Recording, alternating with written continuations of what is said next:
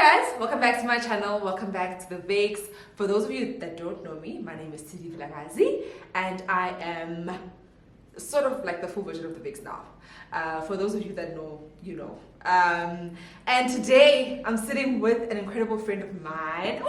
I'm so excited. I'm so excited. This is the one person that has a YouTube channel. The YouTube channel is on WhatsApp. So I'm just saying, she's got a YouTube channel, but it's not on YouTube, it's on WhatsApp. So we're sitting here today because I'm actually the version that has a YouTube channel on YouTube. But anyway, we're here today. I'm sitting today with an incredible friend of mine, Neli Seng. Yeah! And guys, just a backstory. The reason why we're here today is because I've been friends with Neli for like 2017. I've been friends with her for so long. And then Nelly turned 30. Ne? Turned 30. And then I was like, am I even friends with this person? Because she shared her life story on her WhatsApp YouTube channel. And I was like blown away. And I was like, my people need to see this. There is no way. And that's why she's here today. She is here to share her incredible journey about how she got to being a lawyer. And I say incredible because I hope literally tissue. Because the day that she shared her story, I literally cried. Did you? I literally cried. I was sitting with my president. I'm like, we come from far. But it was Dala school. But to me, it stopped with us. It did. Like I want to show me it's like our kids and our kids will never go through what we have to go through, right? And I love that. But really today is about sharing your incredible journey. And I want people, and the reason why I think it's so important to share our journeys is because there's probably someone sitting out there that's going through the exact same thing. Going through the exact, is in the same position that you were in, and is probably thinking, will life ever work out for me, right? And I think it's so good to have a reference point to say, you know, Mama Guy did it. You know, and it's possible. And I think that's why I have this channel, just to show people, guys, it doesn't matter where you come from. It literally doesn't matter where you come from. If unada determination. Actually, let me stop talking. But let's start off. I want us to chat about who is Neli? Like when you define yourself, Omang, where are you from? Tell me about yourself. Like, and I know I hate that question so much, but here we are asking, tell me about yourself. Who is Neli? Okay. By the way, I was very excited to come here today. I don't know how many people have told. It's like, by the way, get ready to interview Lichomaka. Yeah, on the Viks.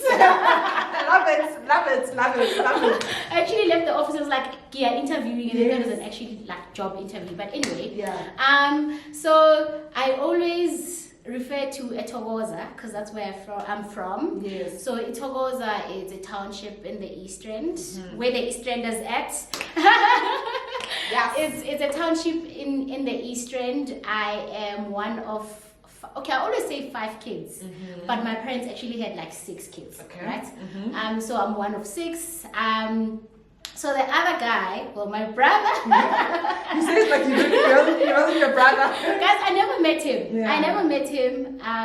So both of my parents are from Mozambique. That's what I know from what they've told me. Yeah. They came this side and they were based in Mpumalanga and an end. It was probably just to find a better life in South Africa. I don't know. I don't know the story. Yes. But I was born here. I'm South African. Yes.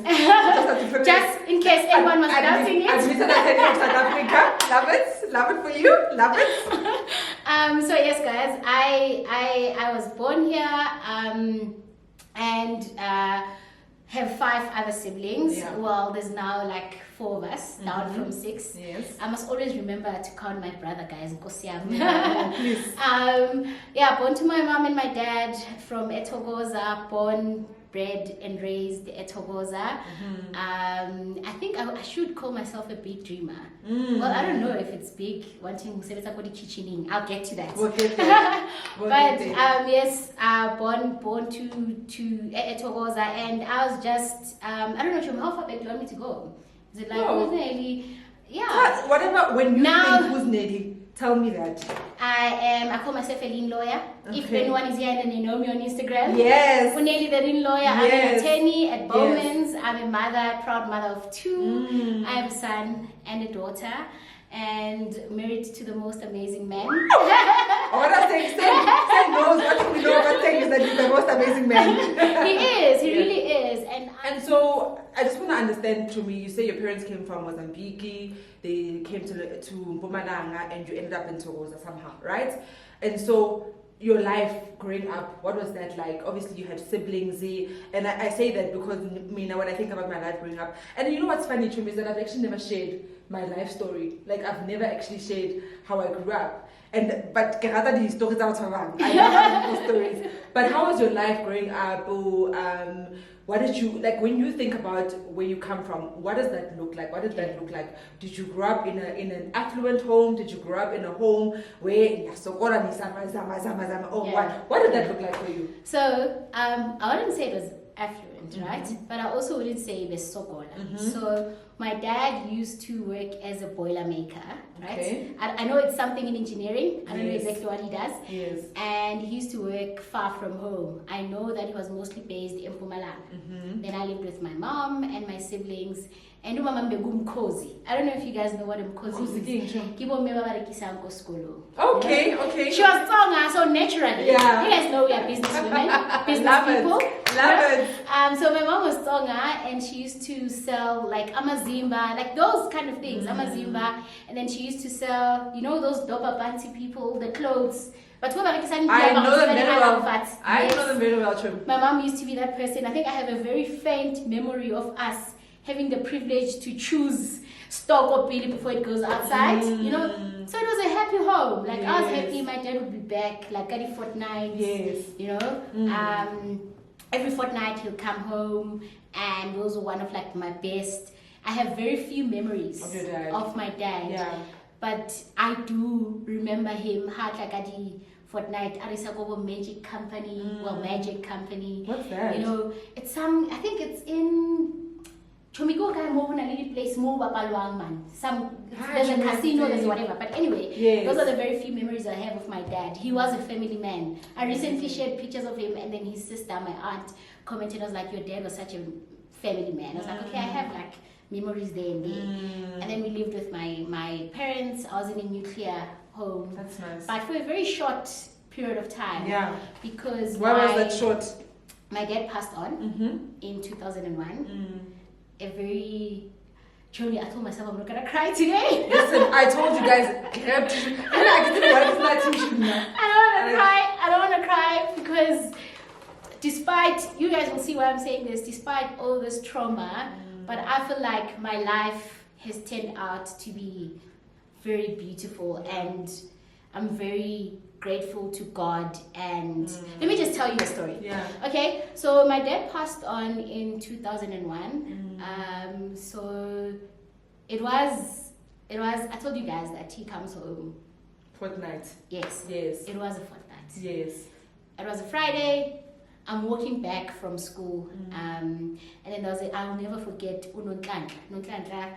It was a girl who lived like 2 houses away from my house. As I was passing her house on my way to my house, it's like, yo Neli, I was in grade 3, guys. Yo Neli, mama come am dubulile. Like, okay. I'm a kid. And then she was also a child. She was a kid. Oh, mama come am dubulile. Ushwanile babakho.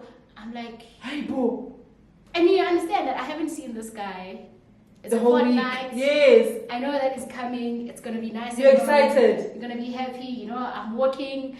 And then Unukaka tells me this thing. And I'm like, okay, this girl is crazy. It's crazy. I walk home. I get home. And wapitizela, man. You know? Wapitizela. Because it had just happened. It happened. He usually comes from like, I don't know what time he used to come back, but by the time I come back from school on Friday, I knew that my dad was home and it was going to be a jump. And we haven't seen him. It's a fortnight. It's going to be nice at home. Goodness. And he was shot not far from home, hey? It was actually, I actually remember even Notaka saying, okay. Sure. I get home and then I realize that it's actually, something is not okay. And then I think they were packing for my mom, packing her clothes already, and she was gonna leave because I think the minute they told her that she became Diyarmakar. My sister, who was, I think she was 18 or 19 at the time, and the eldest is the one who had to go identify the body. I honestly think my sister is still traumatized from that whole process, because my mom left on the day. Going where?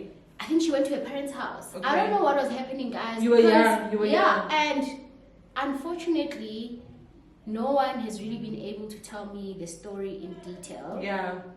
But I do think something was happening at that time, because she left on the day. My mom was not at my dad's funeral.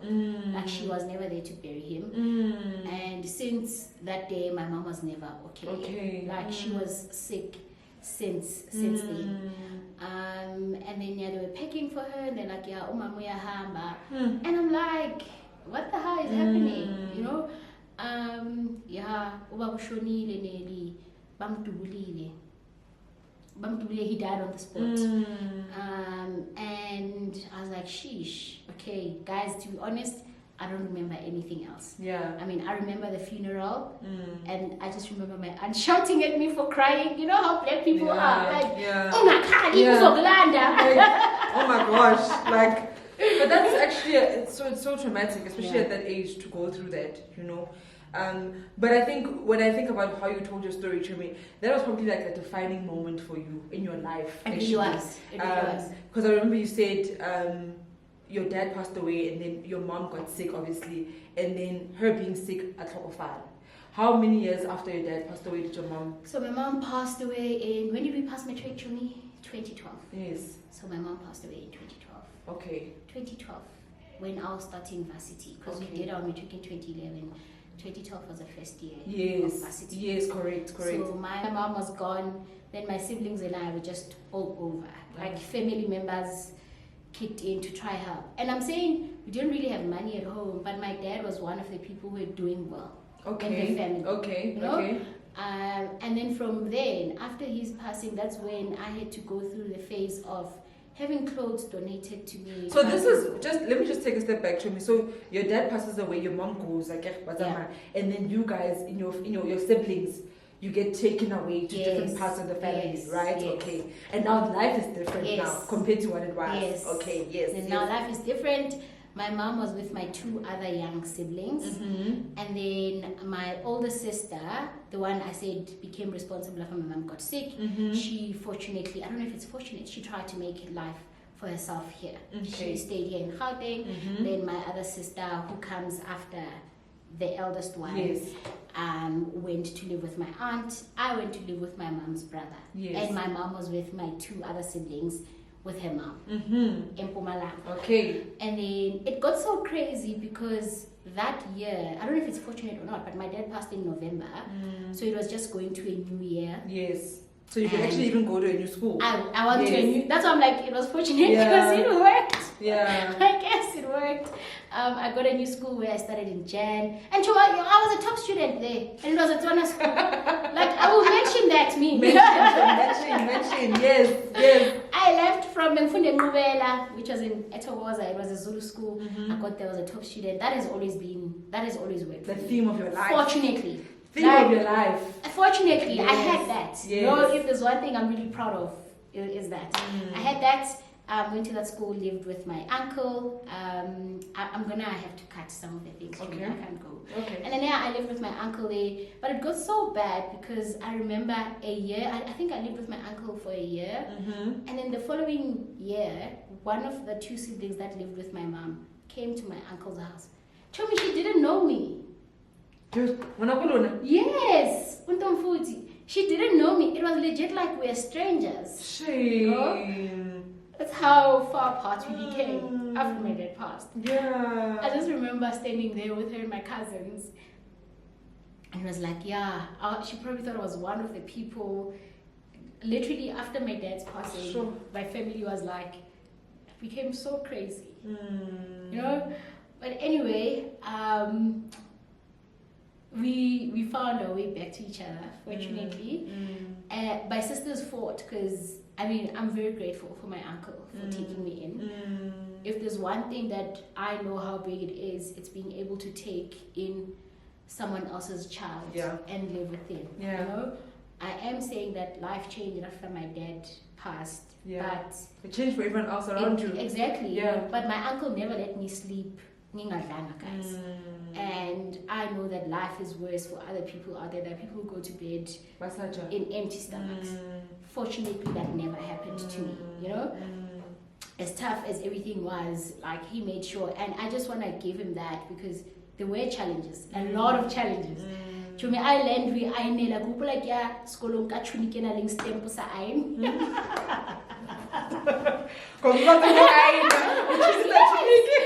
And it was a situation of, you know what,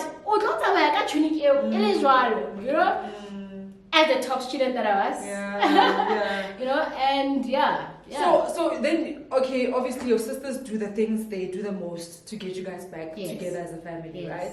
And this is what, grade what at this time? Yes, I was still in primary. So my dad passed grade 3, grade 4, grade 5. I think I was with my uncle, grade 6. Okay, because grade 6 you come back. Yes. Wabuya, you are all living under one roof now, and your sisters are hustling, right? Yes. Right. Yes. Okay, cool. So your sisters are hustling, and you eventually get to what grade?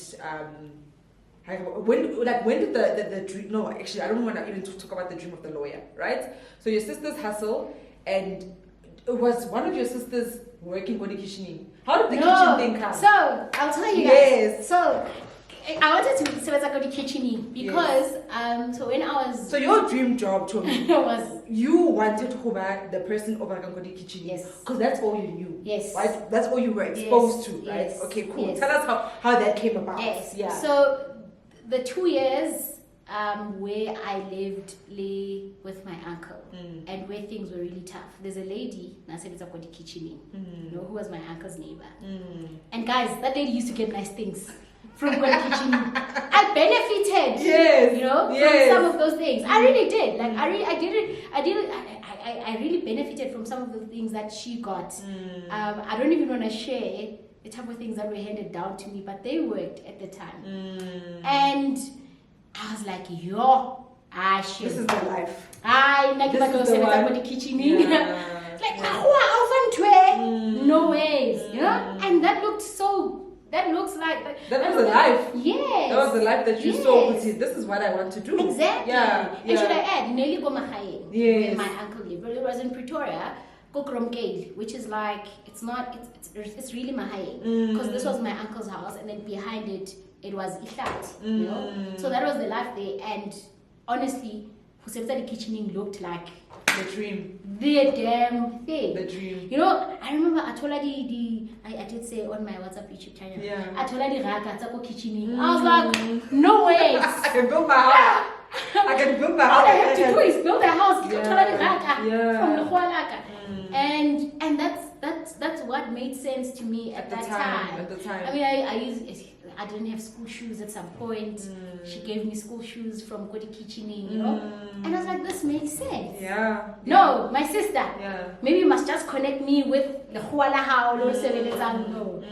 And to me, that's where I thought I was going. But that's, you know, it's so incredible that you say that, Chomi. I say it's incredible is because you're making me think about Linda, how I grew up, right?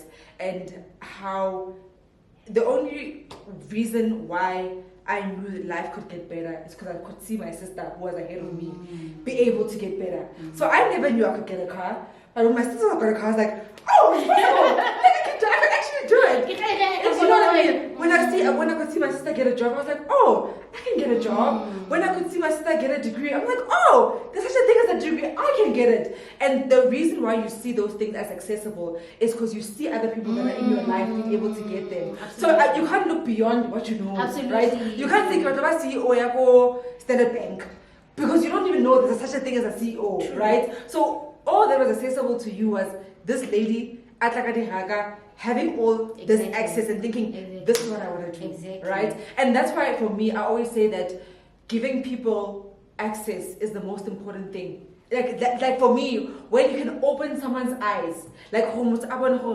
wow, there is a world beyond what I know of, right? So that the person can actually dream beyond what they know.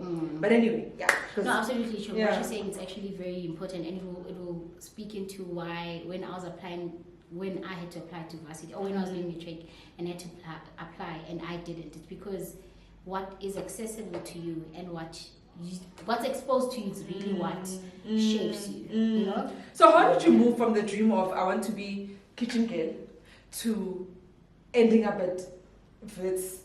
I think like I'm studying as a kitchen girl of Wits. Like how did that happen? I think as I grew older and sort of starting to question my dad's passing, then being back here, and then just thinking about everything, I was like, actually, that guy's my dad. He was shot and he passed, and we actually don't know what happened. We don't even know who. I don't remember someone from my family saying the police came to us and said XYZ about the people who actually killed your dad. And I was like, really, that just means there's something wrong with this justice system, you know? And I became a lawyer to find them.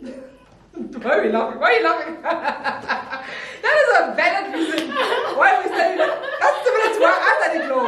That is a valid reason, my friend. Yes. And actually, I'm going to share. I don't know if I'll share now. I'll share one day. It's fine. I'll share one day. Yeah. It's fine. So yes, I was like, actually, I want to find those people. I was like, give a back, you know. And the quickest way to do it is to study law and be a lawyer. You managed to get good grades, right? I did. Yes, I did. You managed to get good grades to a point where, let me take a step back. So you managed to get good grades, but at which point are you now? You wanted to be a lawyer, so in matric, are you applying? What are you doing? Are you talking to people about being a lawyer? What's happening? I'm studying. I'm studying. You know, I'm studying. I'm hosting study groups. Yes. You know, we had SIP classes. I don't know if there's anyone here who knows SIP classes. I don't. Okay, it's a government initiative. We would go to other schools. We'd get there, and then the teacher for the SIP class is not there. Guess what? I was the teacher. Wow, you were the tutor. I was. Love it for you. I was, you know, on Saturdays, I'd be there, like, teaching, and it would be like a class. Yeah. You know, I was hosting study sessions. Chomi, my mom was there, sick. Bedridden. My sister was working for retail. And I thought that thing can traumatize me. More than that experience. So my mom was there, bedridden, and I had to like move between that and studying for my matric. You know, I remember I'd come home and find that she's sitting there helpless. I have to take over until my sister comes back from work. Not a cross night, you know. We were cross nighting, and I think I was mostly the tutor guys. Like I was there. We're like, we're gonna pass. Did we apply? Oh yeah. Nothing. Like, how are you an A student but don't apply for school? Joan. Because nobody, like, I don't know, guys. And I'm studying to be a lawyer. That time I'm studying. That was like, God is good. Yeah. Like God. So what happens then, friend, when you obviously you passed matric. How did you pass matric, number one? I mean, like, my grades? Yes. Hey, nah. Chomi, nah. Hey. Not as a girl. Chomi, I was the girl. Yeah. I was the girl. So I had like 5 distinctions. And then the other one was a 79%. So it was a distinction one. It was a distinction. Yeah. Yes. Yeah. My English was a level 5. Chomi, it still gets into it. I mean, and then, you know, by God's grace, I got a level, because it is a requirement. It is. Actually. It is. And I remember us fetching the statement, you know, like I kept like today, like the results I had. Yes, the following day, you go to the fetch school. The statement. Yes. I fetched a statement. I'm number 1 in my school. Really, you know. What? I was in my school. I was number 1. Sure. I get there. My teacher asked me, okay, what's the plan? Like I very my brother. What's the plan? What is the plan? What's because the plan? that I don't know. Because now I want a distinction. Yeah. You know, I was like, I actually we don't know. I don't know what the plan is from here, you know. And I remember him saying you must go to Wits. Fortunately, guys, it's when they were still allowing the walk-ins. Delayed applications. Yes. Fortunately. They don't do that anymore. Yeah, they don't. Yeah. They don't. And I think that was just like a blessing in disguise.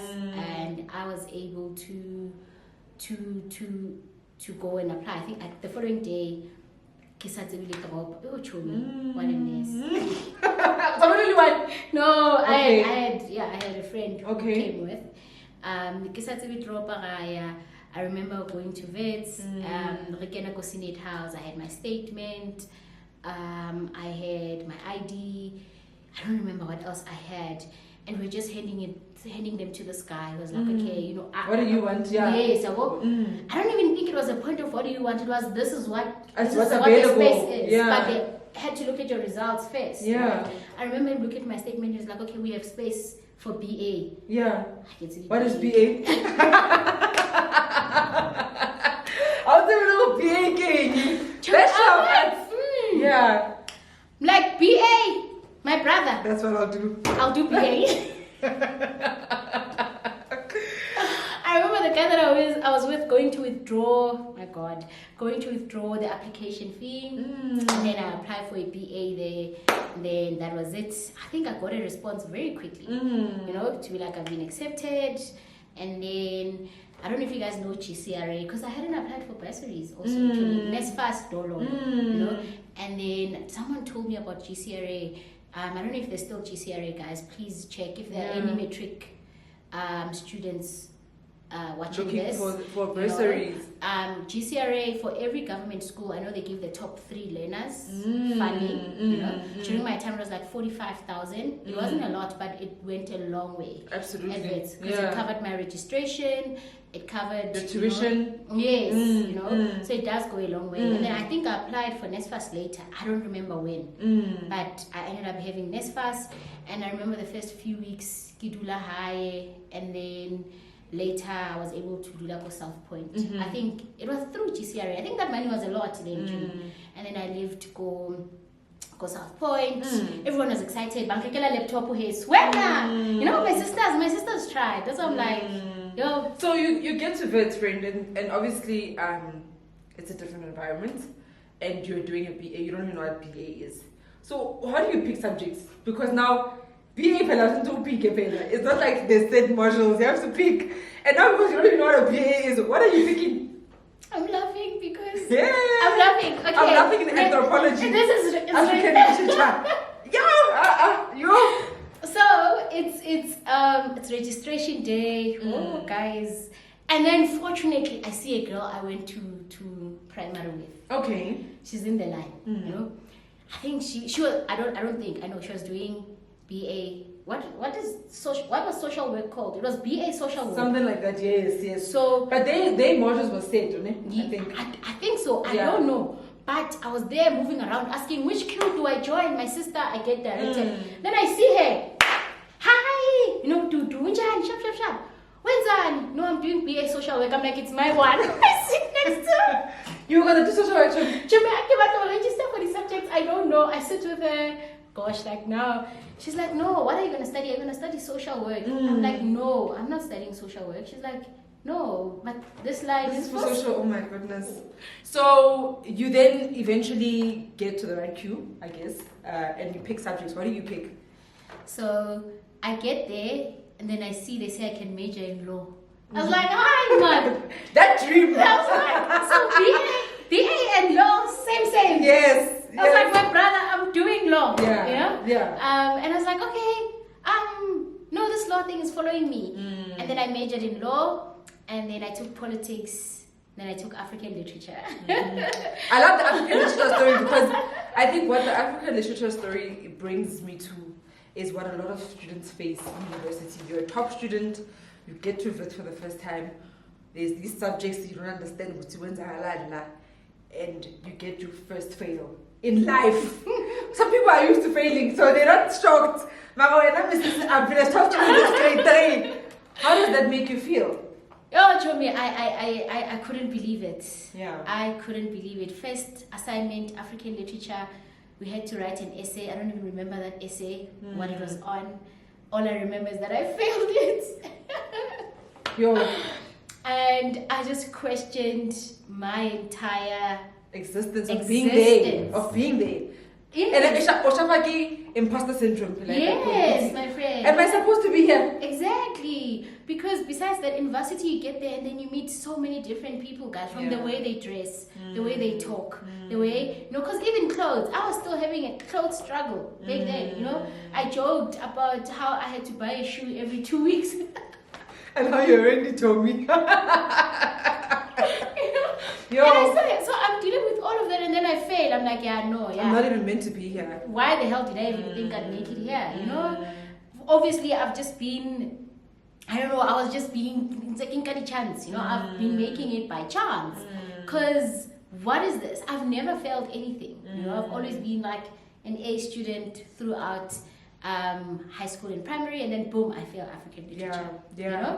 And fortunately at Wits, you reminded me it's the writing center. Like I can try out the writing center to practice how to write. Because we're Thokoza, guys. We send English in Zulu. Imagine. Yeah. We send English in Zulu and African literature. I think that's what really stretched me and helped me to learn how to write. So as much as it was something I ended up failing, it actually helped me somewhat. I think I went to the writing center, I didn't last there, and I was like, hey man, this thing must not be, it's probably not that bad, because I'm passing everything else. I'm gonna do this African literature and then pass it. I passed it and I dropped it. Of course. That's how I felt about IR, international relations. I did it 6 months. Thank you very much. This is not for me. Bye. I'm done. No. Because anyway, what I wanted to do is law. Exactly. So you eventually make it through African literature and you make it through university. But obviously now we're starting to have conversations about what do I do after the world of work? And when did you start having those conversations with yourself? Like, okay, after this. When did that click into your head? Because I need to find a job. Chumi, I always knew. And one thing about varsity, it's not like primary where I didn't know the information and that I have to apply for an LLB. In varsity, you have people getting their articles as soon as first year. Exactly. First year people have articles. And you're like, where's the Come to me now, what am I doing? And I knew that even when I was still doing my BA, there were people who already secured articles with like the top 5 firms. Right? You're in first year, in second year, and people have articles. And I've always known that, okay, I need to get articles. I was at Wits for 5 years, Chumi, 3 years of the BA and 2 years of the LLB. Yes. And I couldn't find articles. But were you applying? Chumi, I was applying. From what year though? From 4th year, to be honest. Now wait, I'm judging you. Chumi, my grades were bad. University? BA. Not bad. Okay, but average. Yes. Okay. My average was not great. Yeah. And actually, this is just going to sound like an excuse, but part of me, I think that thing, engsugenayo from back, I still sort of had it. Because I don't know why I wasn't applying. And I've always thought my grades aren't like good. Or I might be lying. I either applied end of my BA or when I started my LLB. Because I think law firms are not taking BA students. I don't know, I might be wrong. Do they? They did. Did they? I got in my BA, my final year BA. So it was probably just the sickness that I still had. Not the sick. I'm not gonna call it a sickness, but that sort of, I'm moving. I'm passing. And I remember when I started my LLB, then I started applying. Because you could see now time is running out. Yes. Like I need to find articles, and that whole year, guys, I was applying. Like I was applying because I'm like, okay, I have this year, and the next year I'm done. What am I gonna do? Yes. And then I applied the whole year. Dololo. Quiet. Dololo. Sure. Quiet. Like not even back work, not even interview. No, I got one interview. I got VEC work. Am I allowed to mention names? Yeah. At Hogan Lovells. Got VEC work at Hogan Lovells, and they didn't take me. And then they wanted me to come shadow. Because I think maybe they saw something, but they were like, it's not make sure. Because I remember after VEC work, I didn't get in. They called me still to shadow. I think I went for the shadow for like a week. And they never called me. I think, they rejected me eventually. I think. Then they eventually rejected me. Nobody else Quiet. Yo. And then I do my final year now. It's Yeah. quiet. Now you still don't have a job. I don't have a job. Yeah. Ne? Yeah. I don't have a job. And then I'm going through, it's my last year. I'm like, I need to start finding alternatives. Guys, I used to be a gym bunny. Yes, I remember. I called myself a lead lawyer for a reason. I remember I used to go to STEM. Should we go? I was like an instructor. Really? Well, my instructor would let me instruct his class. Like I even have videos of that. Wow. Like I'd be there, like I was the one leading. I was like, you know what? I'm just gonna be a gym. I'm just gonna be a gym bunny. Because clearly no one's not working out now. Because nobody's taking me. Like, you know? So you then don't get it, right? Any from your final year now. Now it's tough because now, or whatever gym bunny, because now it's not working out. So how does the Bowman's thing work out then? Okay. Like how do you find out about the firm? Okay. And how does that work? I think everyone in law school, guys, you know about the top 5 Yes. firms, right? And I think I had applied everywhere, including Bowman's. And I think at that time we were already applying through Leaply. I don't remember. Yeah. And then I applied to Bowman's, and then I got in for selection day, right? And the thing about Bowman's showed me, actually, this was the thing. They flew me to Cape Town. That's why I had my selection day. Was that your first flight? That was my first flight. Love it. That was my first Love flight. it, friend. Love it. Only in the air. I think that motivated me. Yes, I think that motivated me because we flew to Cape Town, and that's where my selection day was, and that's where I met Sipho Saki. You know? Really? That's where I met Sipho Okay. Saki. Shout out Sipho. And I remember being there. I was so nervous. I was like, are we gonna get this job? You know? And we got in, both of us. We got in, and funny, you got in for the following year. Yes. Even when people God. tell you, Kore, Yes. it never happened. Yes. But you got in for that year. And my selection day was the last one for the year, that year, I think. Sure. But I got in for the next for the next year. So obviously you get into this prestigious law firm. Okay. And now Okopanalibo, but obviously similar to Wits, people that that have different lifestyles, the rich. It was a mixture, the richest of the richest with the people that literally just worked hard to get to where they are and went there for their families, basically, right? So you get here, and how was your experience of being in this kind of environment? Guys, after dealing with the African literature and the Wits fire, I get It here. was like more fire.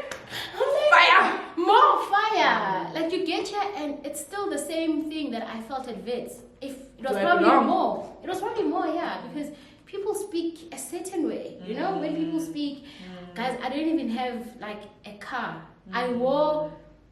Guys, I used to wear I'd bring Tommys with me. I remember my red Tommys very well. Because after work, I'd have to wear those and run to the taxi rank. Because the taxi need fair, incentive. And then you get there, and then again, it's this huge building. You know, people are different. The networking. I think as a lawyer, that's one of the most important things that you have to do. And you feel that from the first day as a CA. You know, you need to network, you need to talk to people. And that was hard. Truly, that was hard. You know? And it is competitive, actually, being a CA. It's actually a very competitive environment, and it shouldn't really be like that, right? It should actually be more supportive than competitive, because yes. we need to lean on each other. Yes. That's the thing. Yes, but it's very competitive, and I remember just feeling horrible about the fact that at 5 o'clock, I have to run to the taxi rank to take taxis. While your other peers are working. I'm working until 10 p.m. And then you get in. They've got cars. Exactly. Yeah. And then you get here, and then people are like, oh no, I was here until 10, you know. The partner wanted me to do X, Y, Z. And you also feel like the partners are not going to give you work because they know that this one, you know. And I had to do that, put on my Tommys, run out here, and just go. And in my head, I was like, you're a fraud. There's no way you're also going to make it here, you know. Yeah, sure, you managed to, given everything else that you've been through, you getting here, you're just a fraud that's going to be exposed very soon, you know. And I won't lie, I really felt that. I worked hard, yes, but there was just always that thing that was like, Do I belong? honestly, Yeah. do you think you really want to make it here? You know? And I know I mentioned that being a CA is very competitive, but I will not undermine the power and the influence of the people that I met here. People like you, you know. I always mention Ubusi, you know, and you meet people like that, and they just... And it's for life. Exactly. It's for life. It's for life. Exactly. Yeah. And it's just the importance of networking, Yeah. right? And in my head, I didn't think it was networking, but it actually was, you know, because it worked. And it just became a support structure.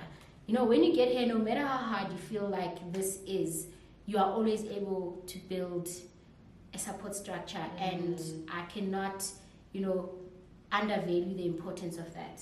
Absolutely.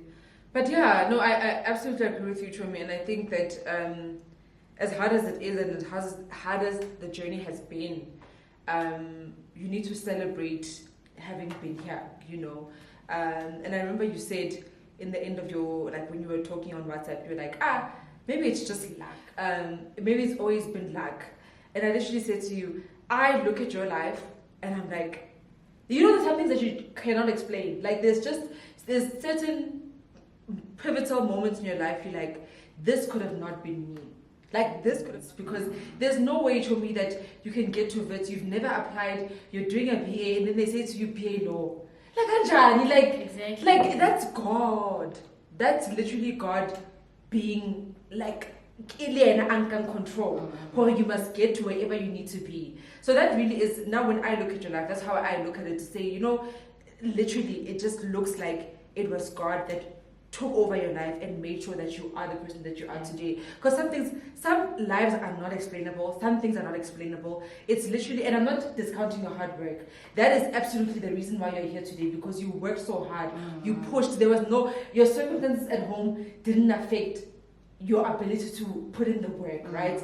But also, I do think, Corey, like it is, like it's unexplainable how everything just came together. Absolutely. You know, how to get, like, how many people do you know that get articles in their final year? To me, like, it's never happened. Even the way I got them, I felt like so wanted. Exactly. Like, it made me feel like it's the right thing to do. Like, it was written in the stars, type of thing. Exactly. And it can only be God. Exactly. I agree. And I mean, we've shared your story, we've shared your journey, and I think the more than anything that I wanted to share in this video was really the power of perseverance and not letting your circumstances define you, where you are and where you're going, right? And that's really what I wanted to share, because I mean, I've shared on my Instagram, we've shared what you do on a daily basis, what you do at moments, what you specialize in. But this video was meant to be a sounding board for someone that's sitting out there and saying, and you've got the marks, and you've got on paper, you are it. Take, like, better away, guys. Like, better away, you know, do it and do it hard, because it doesn't matter whether the obstacles look against you. It doesn't matter whether things doesn't matter whatever. I know those things that they matter. Obviously, you want to be able to go to university or pile sharp, but our stories are not the same. You know, some people have it easy, and that's great for them, and that's what we're building for our kids. One day they can sit back and say, "No, I don't even know what that looks like. I can't relate to that." You know, but these are our stories, and I do believe there's so much power in being able to share our journeys and being able to share where we come from, because I'm telling you, so many people are inspired by looking, because one day someone is I watched you on the YouTube channel and you are the reason. And even if I have to make a change in one person's life, even if it counts, 1,000 people watch this video and only one person finds it helpful, I would have done my job. I would have literally done my job. And for that, Chomi, thank you so much for joining me on my channel and being vulnerable with your story. I know a lot of people, it's tough because they've got so much trauma attached to them. But thank you for sharing your story. Thank you for being vulnerable. Thank you for allowing me to be able to share your story and your journey with people out there, so that they can see that whatever it is, whether it's law, whether it's medicine, whether it's whatever, it's possible. Doesn't matter where you come from. Circumstances can be hard, but those should never be the excuse of why you cannot. And it's not easy. It's not easy. Like, it's not easy. Sometimes you look from a distance and you feel like life is unfair to me, whatever. It does get hard, but that does not mean, like Utsidi Ashido, you know, we underestimate the amount of value we add even in the space. As much as I was saying when I was a C, I was like, do I even belong here? I was still adding value, you know? Even when you doubt yourself. Yes, Yeah, even when you doubt yourself. Like Yeah. you can never, I always tell the CAs that rotate to be like, even if you're sitting in a meeting and you're taking notes, you're adding value. You're valuing. You know, never underestimate that because it does go a long way. And I mean, from even now, we still struggle with, Imposter syndrome. Imposter yeah. syndrome is a journey. A destination for imposter syndrome. But with that, it's a wrap.